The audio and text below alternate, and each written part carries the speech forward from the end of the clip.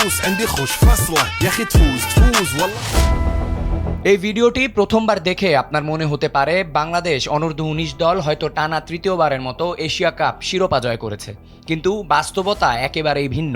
এই উল্লাস বাংলাদেশ দলের সেমিফাইনাল জয় কিংবা শিরোপা অর্জনের নয়, এটি ছিল কেবল গ্রুপ চ্যাম্পিয়ন হওয়ার পরের দৃশ্য। ইংরেজিতে একটি প্রচলিত কথা আছে, নেভার সেলিব্রেট টু আর্লি, অর্থাৎ চূড়ান্ত লক্ষ্য অর্জনের আগেই উদযাপনে গা ভাসিয়ে দিও না।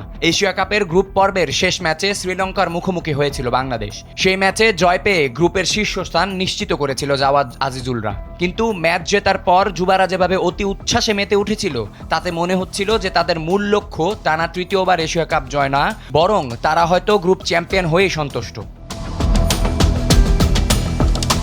দুর্ভাগ্যবশত সেই অকাল উদযাপনই হয়তো বাংলাদেশের যুবাদের এক কঠিন বাস্তবতার মুখোমুখি দাঁড় করিয়ে দিয়েছে। সেমিফাইনালে চিরপ্রতিদ্বন্দ্বী পাকিস্তানের কাছে রীতিমতো নাস্তা নাবুদ হতে হয়েছে বর্তমান চ্যাম্পিয়নদের। বৃষ্টির কারণে মাঠ ভেজা থাকায় 50 ওভারের ম্যাচ নেমে এসেছিল 27 ওভারে, কিন্তু সেই প্রতিকূলতায় বাংলাদেশের ব্যাটাররা ন্যূনতম প্রতিরোধও গড়ে তুলতে পারেননি। পাকিস্তানি বোলারদের সামনে যুবাদের ব্যাটিং লাইন আপ রীতিমতো তাসের ঘরের মতো ভেঙে পড়ে। 121 রানের নড়বড়ে লক্ষ্য তাড়া করতে নেমে পাকিস্তানি ব্যাটাররা মাত্র 16.3 ওভারেই জয় নিশ্চিত করে, আর এর মাধ্যমেই শেষ হয়ে যায় বাংলাদেশের টানা তৃতীয়বার এশিয়া কাপ জয়ের স্বপ্ন। দিন শেষে গ্রুপ পর্বের সেই নাচটাই হয়তো টুর্নামেন্টে তাদের শেষ উদযাপন হয়ে রইল।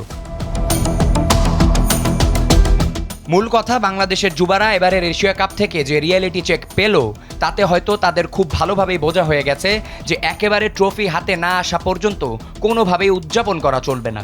সে থেকে যদি শিক্ষা নিতে পারে বাংলার যুবারা, তবে তাদের কাছ থেকে পরের বার আবারও এশিয়া কাপ শিরোপা আশা করা যেতেই পারে। عندي خوش فصلة আবিয়াজ ইরতেসাম, সময়ের আলো।